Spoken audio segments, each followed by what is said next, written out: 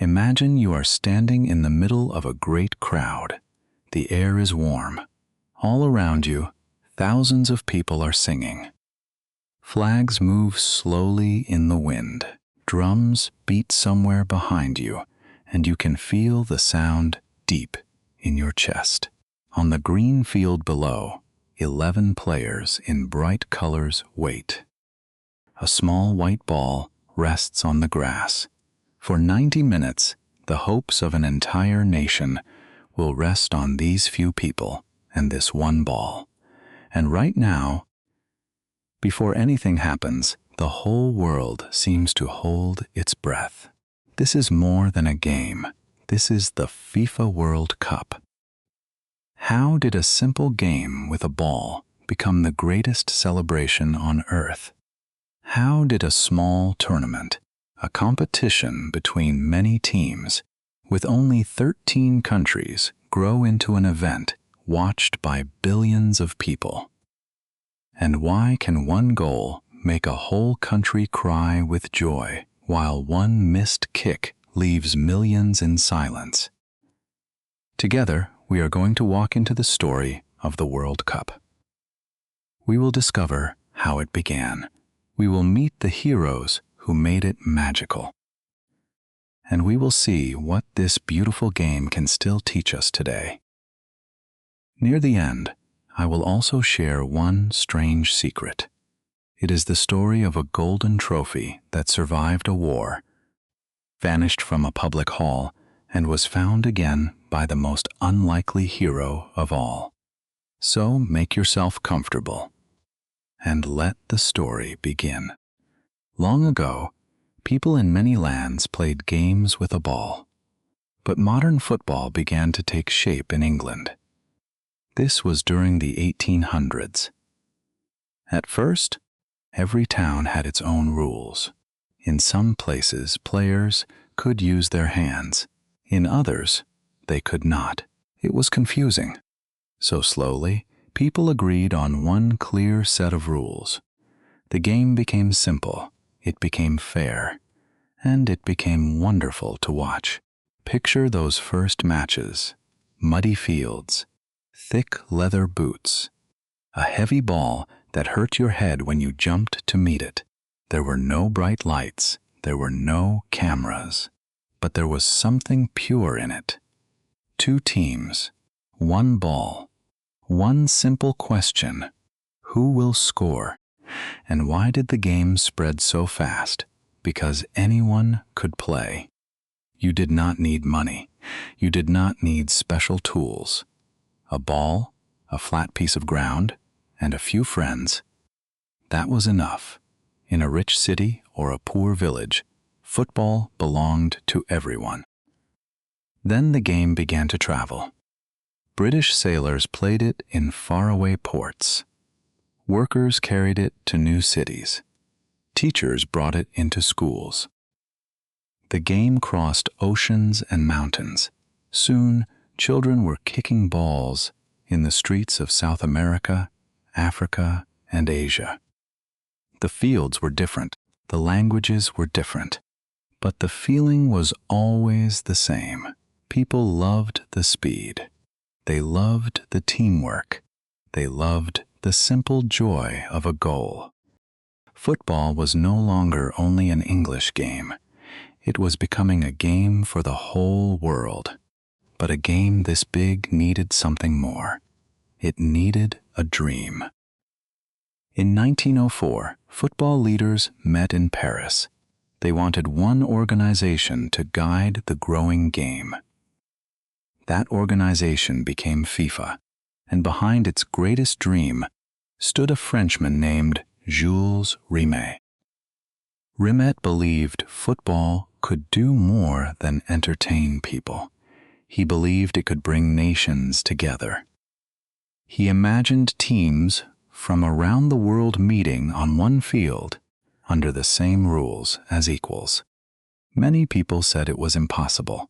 Travel was slow. Money was short. Countries were divided. But Rimet did not stop. He planned. He spoke. He persuaded people. He slowly changed their minds. Rimet was a gentle man, but a stubborn one. He had lived through the First World War. He had seen how hatred could divide people, and he wondered something quiet and brave. Could a game do the opposite? Could a simple ball bring enemies onto the same field? In 1930, the dream came true.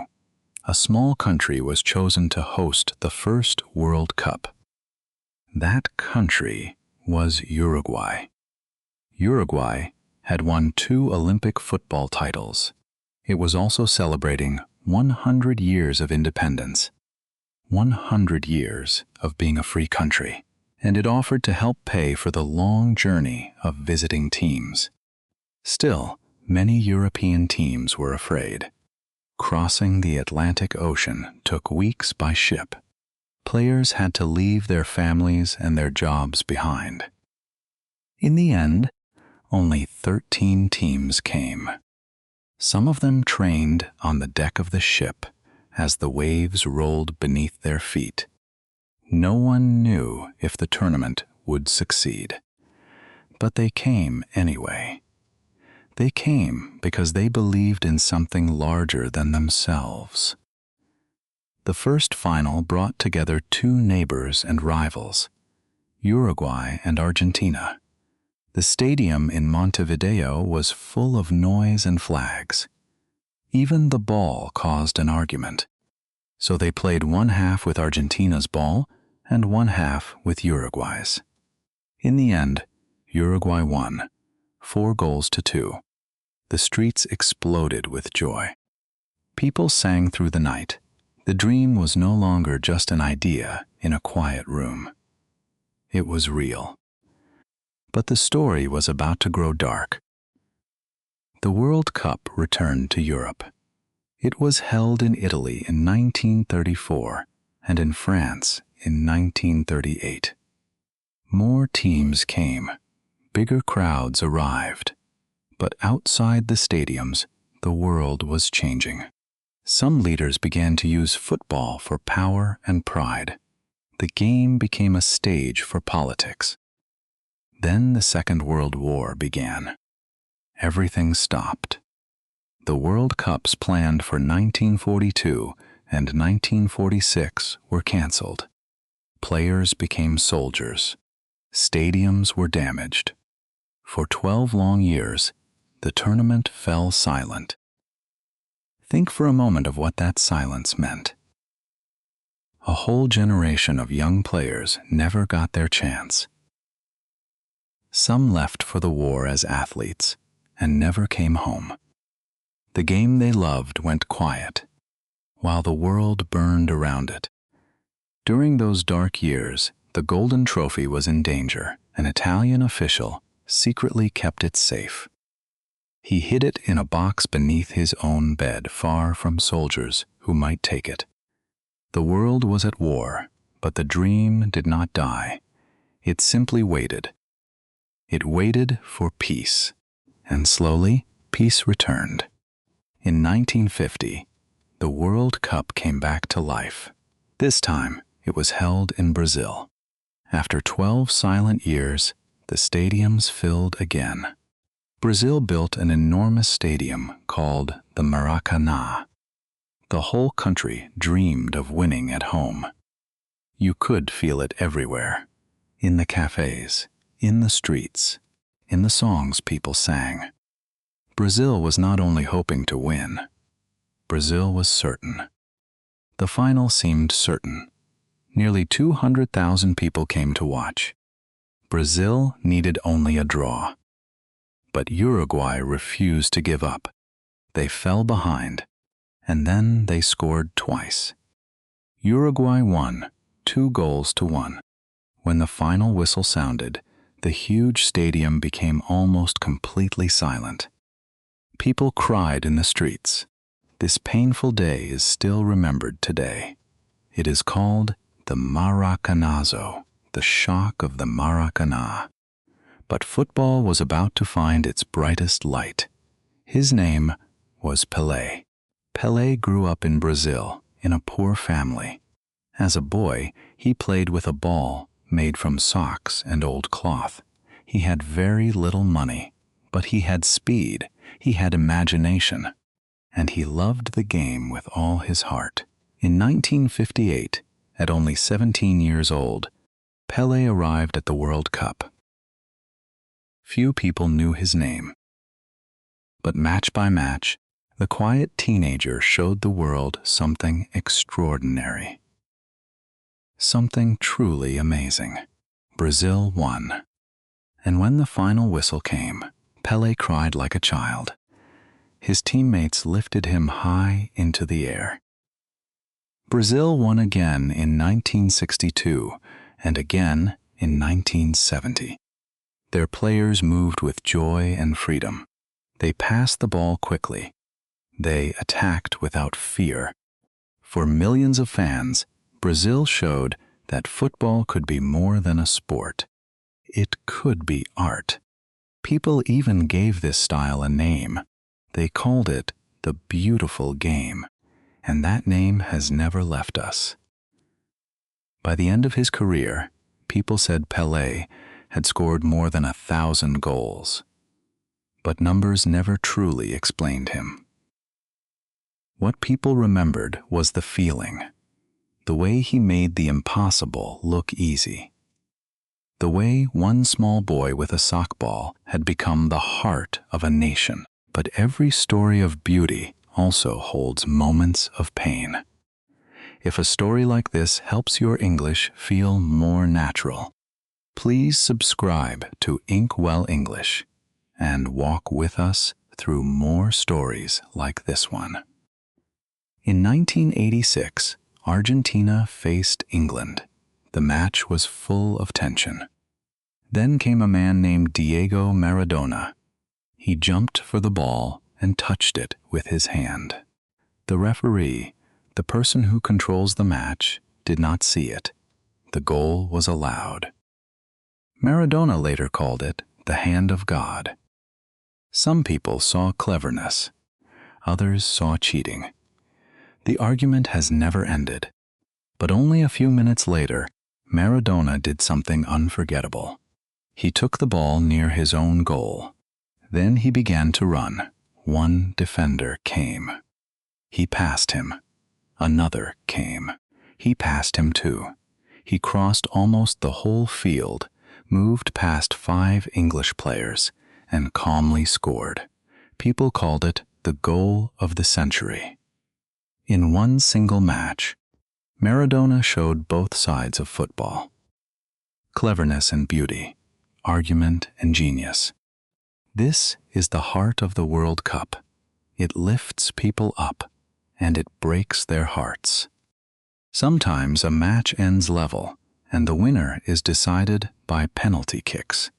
A penalty kick is simple. One player kicks, and only the goalkeeper can stop the ball. One player walks forward alone. Millions of people watch in silence. A single kick can make a hero, or leave a man in tears. We remember the goals, but we forget the long, quiet walk that comes before them, the breath, the whole world watching one person, one ball, one moment. Behind the bright lights are human beings. They feel fear, hope, and shame, just like all of us. The World Cup reminds us that players are not machines, but the game always finds room for a surprise. As the years passed, new nations stepped onto the great stage. Many were not expected to win, but they refused to be afraid. In 1990, Cameroon gave Africa an unforgettable story. Their star was an older player named Roger Milla. After every goal, he danced beside the corner flag. Cameroon reached the quarterfinals. They came very close to beating England. They did not win the tournament. But they changed how the world saw African football forever. In 2002, the World Cup came to Asia for the first time. It was hosted by 2 countries together, South Korea and Japan. the streets filled with color and song. South Korea surprised everyone and reached the semifinals. In that same tournament, a smaller team called Senegal defeated the defending champions. Year after year, the pattern repeated. Croatia reached the final in 2018. Morocco reached the semi-finals in 2022, the first African team ever to do so. At the World Cup, a small team can stand before a giant and refuse to bow. This is why we love them. Not because they always win, but because they show us that courage has no size. And then came the greatest finals of all. In 2006, a great French player named Zinedine Zidane was near the end of his career. He gave France the lead with a calm penalty. It seemed he would leave the game as a hero. But in the final minutes, after an angry exchange with an Italian player, Zidane struck him with his head. The referee showed a red card. Zidane walked away slowly. He passed the World Cup trophy on his way off the field, the prize he would never lift again. For another player, the dream would take much longer. His name was Lionel Messi. Many people called him the greatest of his time. But the World Cup kept slipping away from him. He reached the final in 2014 and lost. Year after year, he carried the hopes of millions. Some doubted him. Still, he returned older. A little slower, perhaps, but wiser and still hungry. Some dreams do not fade with time. They only grow heavier and more precious. In 2022, Messi reached the final once more. Argentina faced France. The match seemed to change every few minutes. Argentina took the lead. Then a young Frenchman named Kylian Mbappé scored twice in less than 2 minutes. In extra time, Messi scored again. Mbappé answered again. After 120 minutes, the score was still level. The match went to penalties, and this time, at last, Argentina won. When Messi lifted the trophy, years of pain seemed to melt away. Across his country, streets filled with singing and tears of joy. The long journey was finally over. Now, I promised you a secret. It is the strange story of the original Golden Trophy. You already know that it survived the Second World War, hidden in a box beneath a bed. But that was only the beginning. In 1966, the trophy was stolen during a public exhibition in England. An exhibition is a place where special things are shown to people. Police searched everywhere. They found nothing. Then, a week later, a small dog named Pickles was walking with his owner. Pickles stopped and sniffed something under a garden bush. It was the trophy, wrapped in old newspaper. A little dog had found football's greatest prize. But the story has a sad ending. In 1983, the trophy was stolen again, this time in Brazil. And this time, it was never found. One of football's greatest symbols had survived war and theft. Yet in the end, it simply vanished. Across the World Cup connects people in a way few other things can. A grandfather remembers Pelé. A father speaks of Maradona or Zidane. Today, children watch Messi and Mbappé, and they dream their own dreams. The names change. The shirts change. The stadiums grow larger. But the feeling stays the same. Families sit together. They share old memories. They make new ones. Different countries wear different colors and speak different languages. Yet when the ball moves across the field, everyone understands. A great goal needs no translation. For a few beautiful moments, football becomes a language shared by the whole world. So why does this game matter so deeply to so many people? Maybe because the World Cup is never really about one player or one goal. Behind every victory are teammates who passed the ball, coaches who believed, and years of quiet practice. Success grows slowly, through patience and trust. And that is exactly what you are doing right now. Every time you listen, every time you learn a new word, you are practicing. You are passing the ball forward. You will make mistakes. Every great player does. But one mistake does not end the game. You simply keep going. Step by step, word by word, you are walking toward the person you are becoming.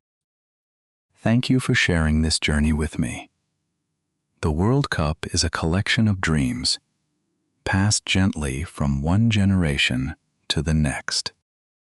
Tell me in the comments, which World Cup moment will you always remember?